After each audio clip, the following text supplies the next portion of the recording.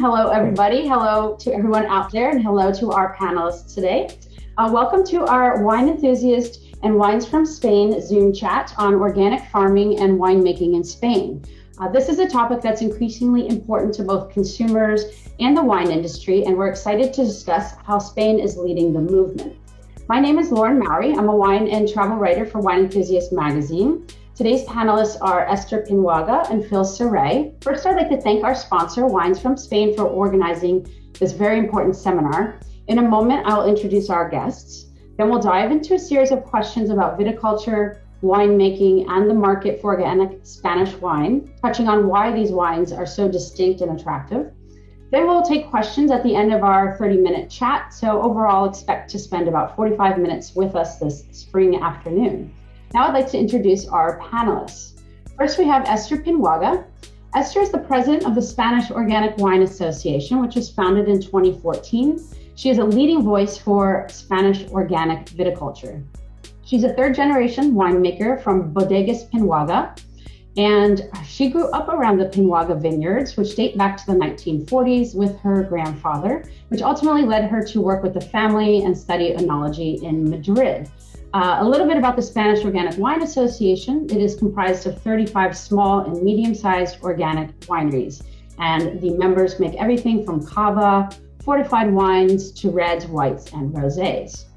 Our second panelist is Phil Sareil. He began his career in 1987 working in Kermit Lynch's now famous Berkeley wine shop. In 1988, he tasted Marcel Lapierre's wine at his uncle's house in France. And after he showed this wine to Kermit, they immediately began importing it. He's worked a harvest in France and then moved to New York to work in wholesale wine distribution. During that time, he's worked for Winebow, Esther Selections, and finally Kermit Lynch as a regional sales manager. Today, though, he comes to us with 25 years of trade experience, passionate as ever about wine, working for Jenny François Selections, where he sources organic, biodynamic, and sustainable wines from Spain and other countries in the portfolio. Before we get to our question and answer session, we're going to go through some statistics about organics in Spain, and then we'll get to our questions. I think we have some slides that we're going to show while we're going through these numbers. So these are some slides that Esther provided to us. And the first slide talks a little bit about some statistics in the organic vineyard plantings in Spain. So I converted the hectares to acres, and it's about 300,000 acres. Spain does lead the world in organic vineyard plantings. Spain is third for organic wine production, and they have about 12.7% total vineyard surface that's organic. Since 2009, the number of organic wineries has almost tripled from 400 to 1,152. And Spain is maybe not so well known, but should be, for regulating farming, organic viticulture, and winemaking as far back as 1988, which was before EU regulations for organic farming were in force. Our second slide just gives us a quick overview of the regions in Spain that are tops for organics. So that would be Castilla-La Mancha, Catalonia, and Valencia. And those same regions, Castilla-La Mancha, Catalonia, and Valencia, are the three tops for the number of organic producers. And here is our slide. So you can see top Spanish wine regions for organics, with a few of the percentages listed below as well. So we're going to move on to our questions. And I searched some of these questions from the industry and consumers. I asked basically people in my network, what do you want to learn about organic winemaking? What would make you interested to hear a panel, speak on the topic? And what are your burning questions about Spanish organic viticulture and winemaking? So the selections coming up are culled from that list. And the first one is probably the most important for our consumers. And this question is going to go to Esther, but of course, if Phil has any comments, he can jump in, and I'm sure he will. But let's start with the most pressing question. Why does organic farming and in turn organic wine matter for the earth and the consumer? That's to Esther. Hi, well, first of all, thank you for having us here. And regarding your question, as you know, I think that we are all well aware today of the, limited resources of our planet. So I think that in terms of organic farming, it's a very sustainable alternative when it comes to food production. Obviously, the lack of the use of pesticides and herbicides, the use of cover crops, in the end contributes to a better diversity in the vineyards, and thus obviously to less pollution in the soils, less pollution in the aquifers. And obviously that's, in my opinion, why this is important. We don't have to forget also that there's the human factor. And when I say human factor, is that I think that it's important to remind everybody that organic farming in general contributes to a better settlement of the population in the rural areas, and specifically in a country like Spain, where almost 80% of the population lives in the bigger cities. This is a key factor for us. In terms of why the consumer thinks or believes why this should be important, obviously, I think, again, we're all very concerned about what we eat, where the food comes from, obviously what the ingredients are, and how we can be guaranteed that what we're actually eating or drinking is what they say they are. So obviously a certified organic product is key to the consumer, because I think that we read much more the labels these days than we did in the past. Yeah. Phil, do you have any comments on why organic farming and in turn organic wine matter for, especially to consumers? I feel like consumers, may be on the fence about it, or maybe they had a bad experience in the past for organic wine. And so how do you kind of get them to jump into the category? Well, I think it starts with the fact that people are very aware of what they're putting into their bodies with the food. And obviously wine is food and it goes into your body. And so having it be organic is key. I think also, as Esther was saying, I think the vitality of the vine and the grapes is with living soils, and over time, organic viticulture gives you that, more living soils. Not to mention also pollution of rivers and of course the workers who are working in the fields is also key. But for the consumer, it can be both health and quality. Health and quality. Yeah. We'll get to the health question at the end of this, actually. Well, the next question is for Phil. What would you say about how the market has changed? This is a good segue, actually. How the market has changed for organic wine, and how has it grown in the last decade? And where do you see volumes and values headed? Again, I think this was a tentative category for a lot of people. Maybe they had a bad experience with organic wine many, many years ago. Obviously, we know the quality has improved tremendously. But what have you noticed in the last decade, and where do you see things headed? Yeah, I think a decade is about right. About a decade ago, there was a lot more resistance when it came to wine and organics, maybe because there was a perception that, organic wines would be more fragile or more susceptible to falling apart and that kind of thing. And but that, like many things, evolve, and obviously now that's not the sentiment I think that you have nowadays, with organic wine being more fragile, or if anything, it's probably the opposite. The opposite would be more fragile. Yeah, I think that when the vine and the grapes and the soils are at the best, then the vitality and the strength in the bottle, I find that they keep well when they're open, they keep well during transport. All the things that people were sort of saying might be a problem are, quite strong. Okay. What do you think, Esther? In Spain in particular, how has the organic wine market changed and grown, especially with Spanish consumers? In the case of Spanish consumers, I think that we have a very different situation compared with the United States, because in my country, I think that everyone took for granted in the past years that all wines were organic, or why an organic wine? And it's true that when the first organic wines actually were made, maybe they were not the best at that point. So there was this consumers being reluctant to buying. But I think that has changed, and we are seeing right now in Spain rise in the demand for organically certified wines in general. So I think that especially more so after the COVID and what has happened with COVID, I think that we have seen an increase in demand for organic products and also more curiosity about organic wine, especially because I think that there's more information in the press in Spain today about this category. What do you think took so long for consumers to sort of demand organic products and organic in their wine in particular? Do you have any thoughts on that? In Spain, like I said, I think that we always took for granted that, you know, there was no difference between an organically certified wine and a conventional wine. And also because I think that the consumer, you know, and I think that we might talk about this later, how can you differentiate a wine that you taste, an organic wine or a conventional wine? So, but I think that, like I said, there's better and better wines that are organically made today, and that there's, you know, I think that is a plus, and thus I think that the consumer is willing to buy organic wines in Spain today more so than in the past years. Okay.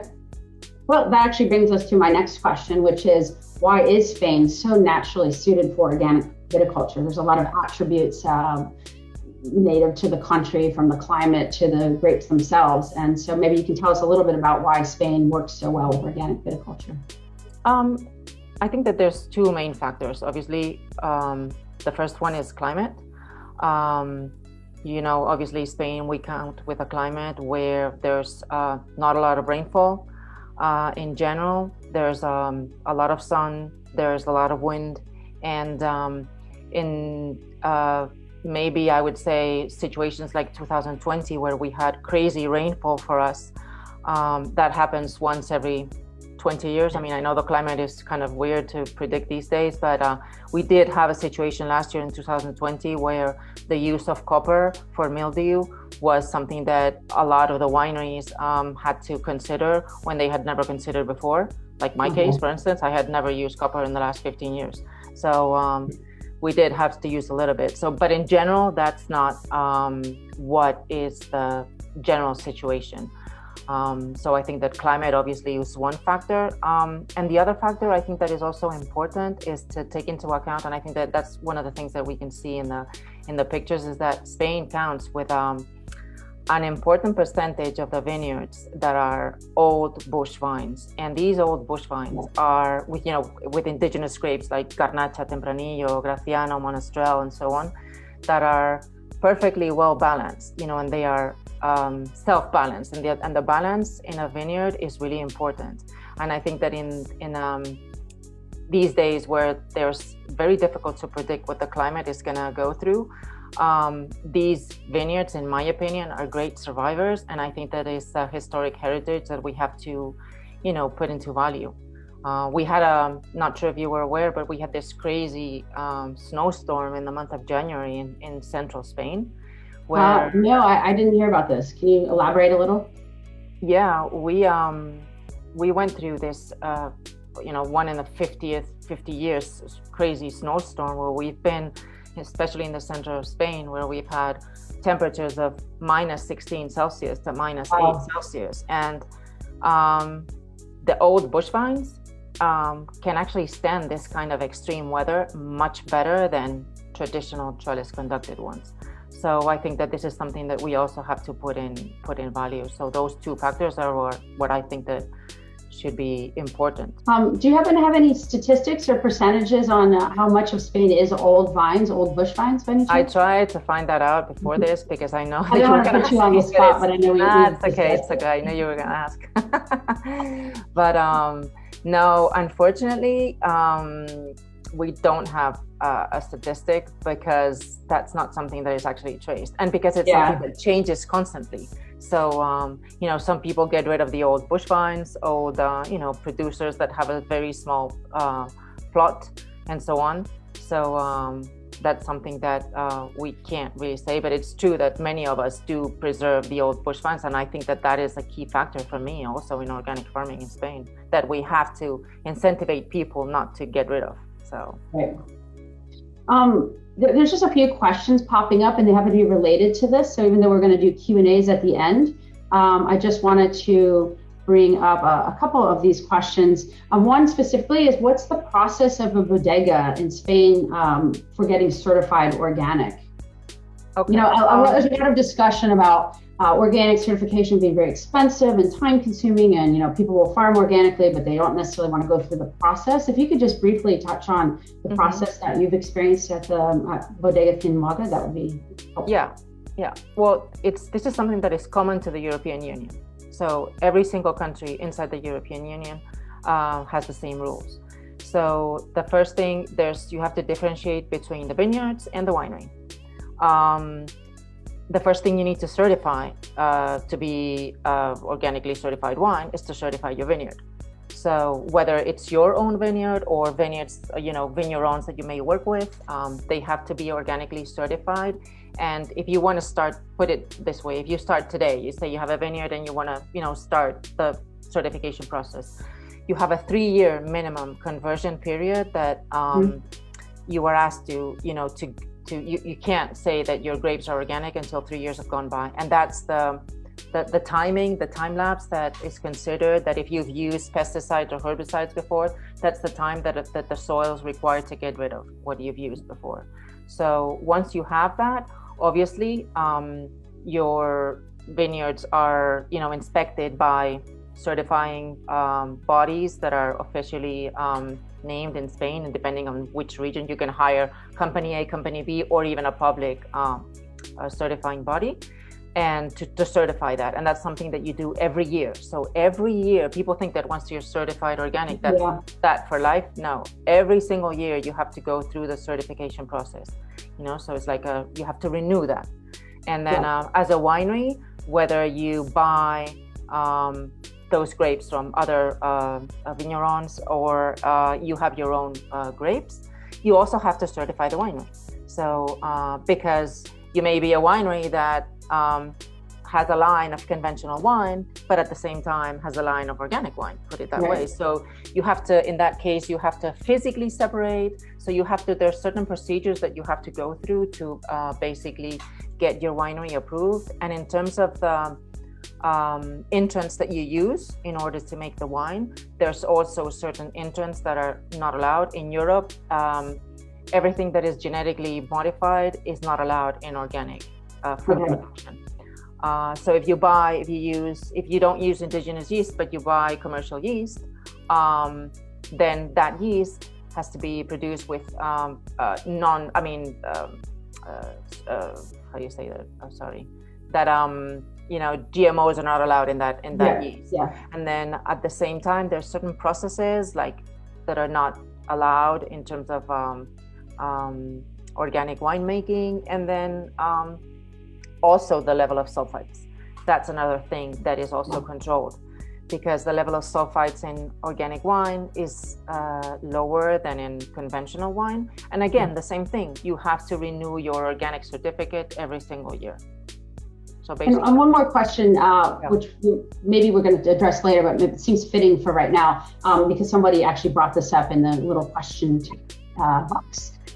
Do you find that the different native varieties react differently to organic farming? Do they need to be treated differently, or is that maybe based on their age and the trellis and training style more than the variety? I think that the variety per se is not more or less affected by the organic farming. I just think that it's the fact that they are indigenous grapes that are better adapted to the climate and the terroir conditions that are basically make it, we go back to that balance, which is important. So. Yeah. And then another question that popped up. I know I'm breaking all my rules here, but it relates to this conversation. So one more thing. Someone is asking, are there spot checks on the vineyards, to test the vine leaves, check on purchases? Basically, is someone coming out into your vineyard, maybe you're aware, you're not aware, to check that you're actually doing what you're saying you're doing, and how often does that happen? There's inspections. We all have to have at least one inspection per year, but then there's alternative, like spotted inspections that you don't, that they don't say, they just call you up and say, okay, we're going to be there tomorrow. And obviously we have to send wine for analysis. And you would not believe the pages of pesticides and herbicides that you probably never heard of, and Yeah. I'm not exaggerating because I'm talking about like 20 pages of zillions of things that are actually tested. And so. Well, we're going to jump to Phil now because we want to talk about the relationship between organic wine and natural wine, everybody's favorite trendy category these days. First, Phil, as a wine buyer, how do you define natural wine, especially since there's no official regulation for natural wines and in the EU in particular, since we're talking about Spanish wines. So how do you define natural wine when you're purchasing wines, and what's that relationship to organic for you? Well, natural wine is a smaller subset of the organic wine movement in that it's usually with domains that are relatively small in scale. I would say under 20 hectares, or I don't know how many acres that is, but the difference is that organic and biodynamic rules apply almost entirely to the vineyards and the vineyard work. And natural wine also is looking for organic in the wine cellar, meaning you have to hand harvest the grapes and use the wild yeasts that are present and not commercial yeast. And then minimal intervention, as they say, or minimal technology, no fining, no filtration. And then small addition of sulfur at bottle is acceptable as being natural, or you can make the wines without any additions at all, and that would be, quite natural. The reason I think it's trendy is because the consumers are noticing a difference between natural wines and conventional wines. And also some of the trendy things that are really related to natural wine, for instance, orange wine or skin macerated white wines, are quite trendy and very much linked to the natural wine movement. Also, these pet nats, pétillant naturel, as they call them, is really also a natural wine process that really is the natural wine movement. So both of those are trendy, and a few other wines. And I think also from a visual aspect, you can almost look at a natural wine with its haziness and a bit of the glow that it has, and you're at a restaurant and you see the other table drinking it. It's almost like a visual thing, where now people are bottling the wines in clear bottles to showcase this colors and this cloudiness. Do you find your clients, however, are distinguishing between natural, like specifically asking for natural Spanish wine versus organic Spanish wine? And do you find there's sometimes confusion over if they buy an organic wine that may be made classically and not naturally? There's hesitancy because they think organic means natural. Yeah, this is kind of a complicated thing. I mean, it just makes me happy that people are drinking organic wine to start. I don't think you can have natural wine without first having organic wines. And then the consumer, I think, is noticing a difference between a wine that, say, is organically farmed, but say it's machine harvested. There's juice that's been spilled, and therefore the need to add sulfur as the grapes come into the winery is absolutely necessary. So but there is a subset of people that really are looking for natural wines and want them to taste a certain way. That's not quite what wines that are organic but conventional and regular wines, not traditional wines. And then finally, with the Spanish organic wines in your portfolio, how many of them, you don't need to, a lot or some are made naturally? Are you finding that more organic wine is made in the natural style, or where's that split? I think I've always seen it as a process. You can't just wake up one day and make perfect natural wine. And when I talk about natural wine or look for natural wine, I'm also looking for very good or great wine. A natural wine not be off or whatever is not what we're looking for. We have some in our portfolio that are a little bit, I would say, more well-priced, and they fall into the category of organic. And then we work with some very small producers, like in Penedès, and there's really a lot of handwork there, and it's a smaller scale operation. And one producer makes a series of Churello grapes, white grape, which is harder to do in natural. And his first vintage, he's making them without any additions and making very clean, very precise wines. So we have both. Thank you. Lauren, can I say something? Yeah, please. Because I mean, with respect to natural wines, I do want to give a little bit the perspective of what is going on in Europe a little bit, because I saw a couple questions there, people asking about what is happening in France, and it's true that right now we don't have a category. The category natural wine does not exist per se. I mean, the category organic does exist, but the category natural does not exist.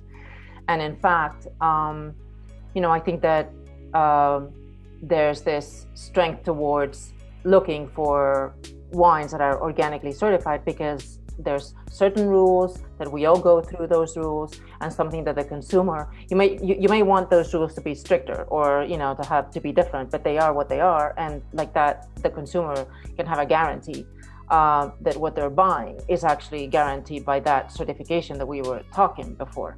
And I think that it's true that I don't see that movement with natural so much going on as demand in Europe that I may see in the United States. And I think that there's that difference. And I think that also the European Union is actually starting to receive inquiries by different regulatory bodies in different countries to start saying, hey, listen, maybe we should not allow the fact to use the word natural, because one, what is the definition of natural? I mean, it's not clear, it's not defined. So I think that the consumer is a bit confused, and we may be confusing them with a product that just by using the word natural, you may think that it's of better quality. So I think that there's this thing going on that we don't really know where it's going to go, where it's going to end. And someone asked in the chat before that France has a regulation, but it's about organic wine natural wine with the Vin Nature, but it's a private association. It's not an official body, and it's not recognized. The Vin Nature, right? Yeah, exactly. Yeah. So, and I think that our opinion from,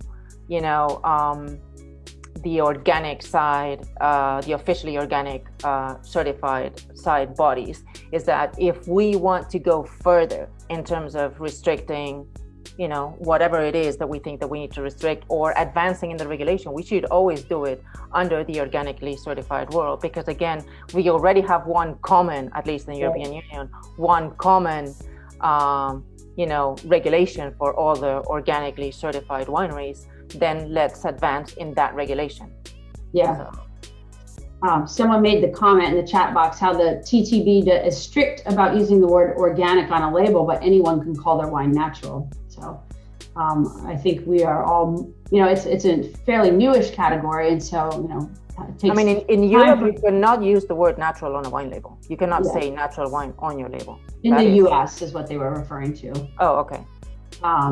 Well, there's so many misuses of the word natural. Obviously, you can buy a box of cookies and it might say natural on it. And not really, and then you read the ingredients, you're like, what? But in defense of the natural wine movement, I think it starts at a base of certified organic biodynamic wine. I don't know too many people who make natural wines from inorganic grapes, even though I have heard that it can exist. I think there were some early on, which is actually why, before this started, we were discussing, are people more concerned with technique or with organic farming? And are they assuming all natural wines are going to be organic? And I don't think, initially all were, but it seems like that's the direction it's been moving in. So, which is a great segue to Esther about what the next phase for sustainability in Spain is, especially, how can organic farmers further reduce their carbon footprint? I think we have a slide that's going to be coming up for that. And then if you want to talk a little bit about what's happening in that realm, that would be great. Like you well said before at the beginning of the presentation, Spain is a country where we started with organic farming before it was actually regulated in the European Union, because this came up as a social movement in the beginning in the 1980s, and then that's where the regulatory bodies came up. So there's a lot of, having said this, there's a lot of work that many organic wineries have been doing for many years to basically contribute to that, advance in the CO2 carbon footprint, like the use of cover crops, whether it's, indigenous spontaneous cover crop, or where it's cover crops that are actually specifically planted. So these are what we call sequestrators of CO2. And apart from that, in terms of like using the pruning residues as natural, fertilizers, or the grape mark. These are things that we are all doing these days. So I think that we are advancing in that way. Also, in the terms of how to transform the industries. Actually, before we get to that, could you just, if we could go back to the slide prior, if you could just tell us what we're looking at here with regard to pruning residues and the grape mark. Yeah, exactly. So the pruning residues is like, for instance, when you prune the vineyard in the winter, there's people that used to get rid of those residues just by burning them. Mm-hmm. So obviously, if you burn them, there's obviously a certain contribution into the CO2 atmosphere. But if you reuse them as either to make compost, or to there's these machines that actually break the residues, and you can just put them in the soil. That's one, like a chipper almost. Yeah, it's like a chipper kind of thing. Yeah. Mm-hmm. And then with the grape mark, many wineries are also using their grape mark to actually compost the grape mark and use it as a natural fertilizer.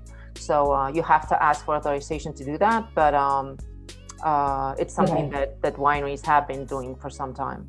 Are those time-consuming processes? Why wouldn't somebody want to use the residues as mulch and compost if it's already available on your property? Well, in the sense with like pruning residues, there's a couple of reasons. One, it's commodity. I mean, it's like you said, it's a bit of a burden to actually use. One more thing to do. Yeah, it's easier. Yeah. But also there's another thing that actually is important, and is that if you may have a possible illness in your vineyard, right, and you chip those pruning residues, that is something that you do have to be careful with. So it's true that that's something that one reason why many people don't do that in the past times. You have a healthy vineyard, you don't have a problem, but that's something that you do have to be careful with. But if you look at the European agriculture policy, which is common for all the European Union, their objective by 2030 is that all these practices, they're going to incentivize the producers to actually go into these practices. At the same time that they're also going to incentivize to have like barriers between an organic field and a non-organic field producer to avoid, cross-contamination and so on. So that is something. How do you create a barrier? I mean, by putting X number of meters between field A and field B, that you can actually plant like, plants or things that are other types of plants that are not vineyards or not to separate. It's like to separate, and that act as a source of biodiversity too. So that's something that they are going to incentivize that. So I think that's interesting. And going back to your question about how the organic producers can go a bit further, this is one thing that we saw, but then the other factor is how to transform the industry per se. One is the agronomic factor. I think you have a slide. The next slide, the next two slides are interesting too, because many wineries in Spain have been transforming the industry, one, to use solar panels to produce energy. As you know, our country, we have a lot of sun, so that's and it's true that at some point different local governments have incentivized the industries to actually invest in these solar panels. At the same time, the wineries have also been investing in reducing the CO2 carbon footprint with the packaging, for instance. So by using lighter weight bottles, by using, for instance, bag-in boxes, or the use of natural corks instead of synthetic cork. By using natural cork, you are contributing to preserving the fields of the alcornoques, which are the trees that actually produce the corks. The cork trees. And at the same time, you're also contributing, that's an incredible eater of CO2. So, and it's, those things are things that the wineries are doing today that are also helping. And finally, one last thing that I think that is also important, and is how, that many countries in Europe and Spain in particular, we have a problem with the underground aquifers that are contaminated with nitrogen, with nitrates, because of the abuse of nitrogen in the fertilizers. Yeah, exactly. So one of the things that we are doing in Spain is to building these artificial or constructed wetlands to basically reuse the wastewater and use it as a wastewater treatment. And then Spain is investing a lot of resources in these things, which I think is also an interesting way to save water in a country where water shortage is a reality. So right. Thank you for that explanation. We're starting to run a little bit over. Phil, did you have any comments on that, or? No, I think it's a very interesting point, and I didn't know that they had artificial wetlands, and that's interesting. But I think that is, I know in France, some of the most polluted rivers in France are close to vineyards, like in places like Champagne, places where we have the most from fertilizing. It's amazing what we can come up with when we actually try to solve problems. I want to just jump to Phil about how important certification is to your buyers. Do they need to see the certification label on the bottle in order to buy it, or are they fine with buying wines that we know were farmed organically or even sustainably, but haven't gone through the certification process? How important or valued is that for your clients? Well, a few years ago, we would talk to our producers about it, and the general feeling was like, it's too much paperwork, it's too much intrusion. We want to work this way, but we don't want to deal with the bureaucracy. We don't want to deal with the extra cost. And so that was accepted. But I think now, as we go further, people want to see the certification. At least it can be on the bottle, and that's a good thing. But it should be somewhere where you can, reference it or prove it that it is indeed certified and organic. Because a lot of people say things, and then, as we know, as the winery grows, it went from % organic, and now they need to source grapes that are inorganic, and then little by little. I think the consumer has a right to know, if they want to be sure that it is indeed certified. So it is, in my opinion, important. To that point, consumers having a right to know, how come, and does it seem fair that people who are farming organically have to go through all sorts of hoops to prove it? And when you're farming conventionally without any of the inputs put into your wine, even in the wine making as well, let alone the soil, none of that has to be listed anywhere. Does that seem fair? And do you think that's poised to change eventually? I think that sounds like wine politics. When you're on the right side of an argument, you have to be pure. And if you're on the other side, then anything goes, kind of. Maybe that's overly simplified, but I think, if you do the work for organic, then it's a step and it's a cost, but it's probably needs to be done. It's important. Okay. Well, I know Esther had an example of how your neighbor, if they're polluting your vineyard, the burden is on the organic farmer, not the neighbor. Is that right? Yeah, it's like you can, as an organic farmer, you can be fined by cross-contamination from the neighbor. So that's why I think that these barriers that we were talking about before are important. And I think that it's true that, I would incentivize those wineries that may be working organic but are not certified yet. I think that it's, I would incentivize them to actually go through the certification process, because the consumer these days, we all want to know that what we're buying is what they say that we're buying. And the only way to actually know that and to have a guarantee behind that is that it's actually certified by an official body that has certain rules. You may, think that they may be stricter or not or whatever, but those are the rules. You can find what the rules are, and you know that they're being inspected on a regular basis. So, well, this kind of relates to another question that popped up in the chat box below about ingredient labeling. And do you believe in ingredient labeling, and why haven't we gotten there yet? Either of you can address that one. I think that ingredient labeling would be interesting, and I think that in the case of the sulfites, for instance, one of the reasons that we were talking about, the natural wines coming up originally came up because of this.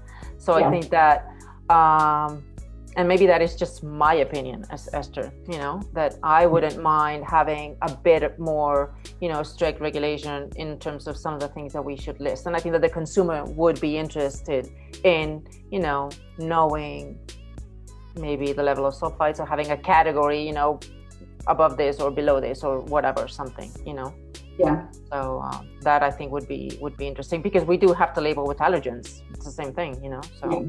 Yeah. Did you have any thoughts on that, Phil? No, it seems because wine is so steeped in tradition, and since it's never been on the label, to some people it might seem odd, and some people might say, oh, well, people aren't going to read it anyway. But it would be interesting, of course, to, if there is an additive that's there, that it be listed. I just don't know. No, if you see how Americans eat, we eat all sorts of things in our ingredient list and don't seem to care too much. So maybe this, but we'll be following that development. So many things you can fit on a wine label too. But it might be something that might be coming. And, yeah.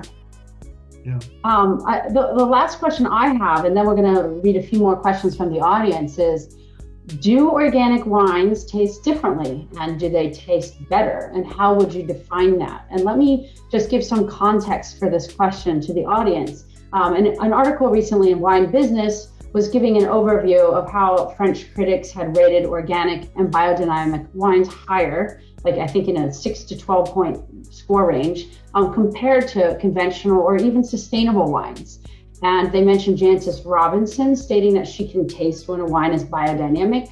Robert Parker said he thought biodynamic wines taste better.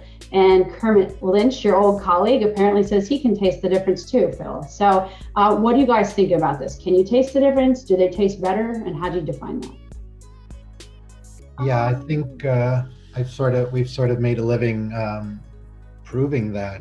But it's true that if you're confronted with a wine for the first time, to be able to tell is difficult. But if you've been following a winery for, say, 10 years, and you've seen them go from, the conversion to organic, and each year, what's happening really is that the soils are just getting better and the wines are getting better. The vitality of the vine itself, and all that contributes to better grapes with more microorganisms and more of the things that make for strong yeasts and good fermentations, and then less intervention. And ultimately, I think, yes, that for me is better wine, because you get a livelier sensation, and that's very important.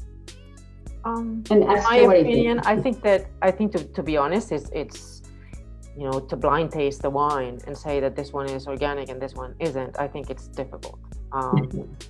To be honest, because I think that, there's fantastic conventional wines. We're not here to say that conventional wines are not good, because they are. It's just that I also think that when you farm organic, your grapes are healthy. You have better soils, you have better yeast, and in the end, you end up having good wines. But that the fact that you can say, you can blind taste or you can differentiate, I I don't think so. Okay.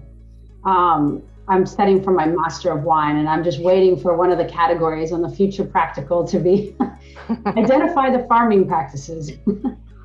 Sustainable, organic, or I think biodynamic. on a blind tasting, you can for sure tell a wine that's actually has no additives, and it's that you can sense. Yeah. We are going to get to some questions in 1 second, but I actually did have one more question I forgot. It was kind of like the correlation between organic wine and hangovers, because there were some brands in America that were using some marketing to say that they were healthier. And then our leading industry thought leaders on wine in America, Gwyneth Paltrow and Kourtney Kardashian, had also espoused organic wine as helping prevent hangovers. What do you say to that? I mean, not sure about the hangover. I'm sure about the fact that lower level of sulfites actually can impact. Okay.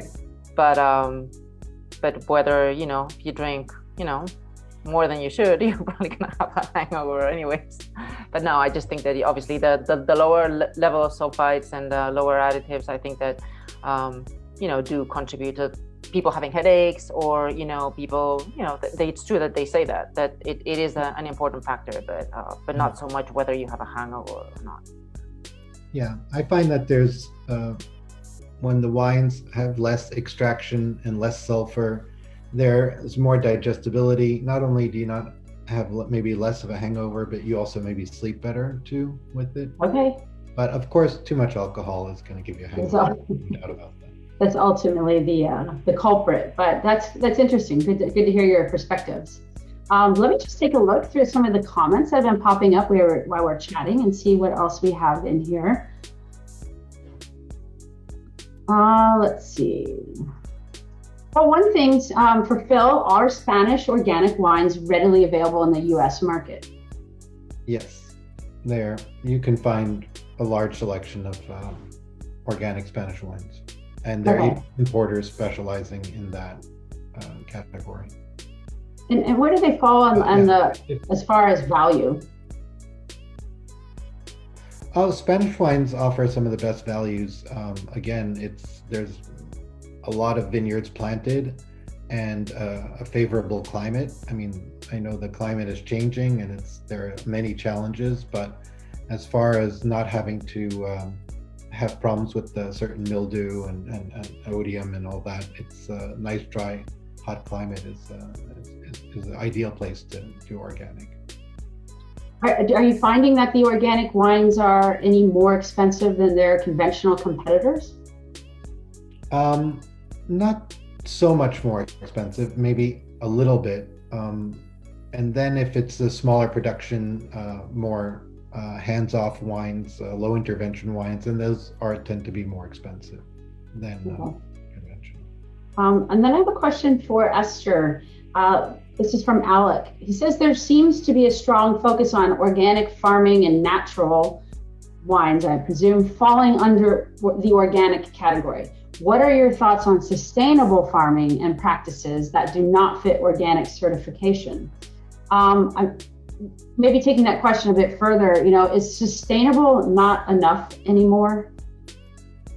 I think that we go again back to what we said about being certified. I think that obviously sustainability is about biodiversity, is about contributing to the sustainability of your earth, your soils, etc. So I think that is definitely important. But I also think that certifying it is key, and I think that and there's more to sustainability than just that. And we explained it earlier, that there's so much that we can be doing, that I think that it's also important that we can actually contribute that way. Yeah. We have a comment over here from Veronica Irvin, who said she had the privilege of visiting your vineyard, Esther, a couple years ago. A couple years ago with the Duckhorn Group, and was very impressed with your vineyard practices and your wines. Let's see, there's wine so she's saying that organic wine farming is with no doubt the good way to go, but there's still a lot of education to be done within consumers. Wine intelligence studies show most consumers do not distinguish natural, organic, biodynamic, and sustainable wines from one another. What's your take on that? I understand that completely, because it's true that there's confusion, and that's why it is so important. And at least here in the European Union, we have a common ground for everybody. So, and there's a single way to identify an organically made wine, and it's, you go to the back label and there's a green leaf that you can, see, and you can guarantee that that's organically made. So it's true that when you cross the Atlantic and you export wines to different countries have different regulations. And I see that in the United States, it's true that, being a country where there's a lot of wine imported from different other countries, it may be even a bit more confusion, because there's not an equivalency of what is organic in Europe and what is organic in the United States. So I think that makes it a bit harder for the US consumer, having so many wine available from different countries. So, any thoughts on that, Phil? We can't have the green leaf, and we wish we could. I know. Sometimes that confusion is another barrier. I wonder if it's there to create that confusion, but it would be nice to have a uniform label sticker that would be not just Europe, but for the United States also. Yeah. I agree with that. I agree with that too. So, but unfortunately, it's not easy. And I think that there were some conversations some years ago when they were negotiating like a free trade agreement between Europe and the United States. The conversation about organic certification in both areas was actually being there, but that stopped. Not sure if they're going to take it back into conversations again. So hopefully that is something that would actually help. And I think it would help us, it would help the consumers, it will help everybody to have a common ground. Yeah. Someone made the comment here in the chat, which is true, that producers cannot do the education work alone. Educators and wine publications like Wine Enthusiast, which has actually dedicated a lot of space in the last couple years to teaching our readers about organic, biodynamic, and sustainable winemaking. And actually, to that point, there was a question about how you choose between farming organic versus biodynamic. Like, what was the decision for you, Esther? For me, in particular, like I said, it was many of the producers, the organic producers in Spain, are the main difference between organic and biodynamic in many ways is the use of the preparates. Is that the word? I think that's preparation. Yeah, the preparations. Yeah, exactly. Because many of us already follow the calendar, but again, there's no common official European, public certification for that. And in my case, that's what actually made me decide for going that route. For me, it was, the organic certification was something really important for me. So yeah. Okay. And then finally, someone wanted to know if there are specific international wine contests for just biodynamic or organic wines. Yeah, I can think of one. There's in France, there's this wine show that takes place every year in January called Millésime Bio, and they have a contest for, an organic wine contest for the wines participating in the show, or people that just want to submit the wines. Yeah. Okay. Do you know of any, Phil? Well, not of a contest, but there are fairs, obviously. Fairs, yeah. Educate themselves too. A lot of fairs. In fact, I wrote an article on that last year. So if you're in the audience and want to hear about some of the natural wine fairs around the world, just Google Lauren Mowery Wine Mag Natural Wine Fairs. So, well, it's been a wonderful discussion today. I thank everybody for taking the time this afternoon to learn more about Spanish organic viticulture and winemaking, and our panelists, Phil and Esther. Thanks so much for being here. I want to thank Wines from Spain and, of course, Wine Enthusiast for setting this up. And I hope everybody learned a little something today. So if you guys want to mention anything at the end here, or just wave your goodbyes and enjoy some wine later this evening, hopefully. I've got mine ready here. It was very nice having to hear from Esther, who, works in the vineyards and all that. No, it was great to be here. It's always good to have the chance to talk about how things are done in Spain, and also give the exposure to the people that Spain is. We're doing a good job in organic, and we've been working in organic farming for many years. And I think that unfortunately that is something that many people may not be aware of. So I think that's important. So go out and look for some Spanish organic wine. Yes, please. Well, thank you, everybody. Appreciate your time. Thanks.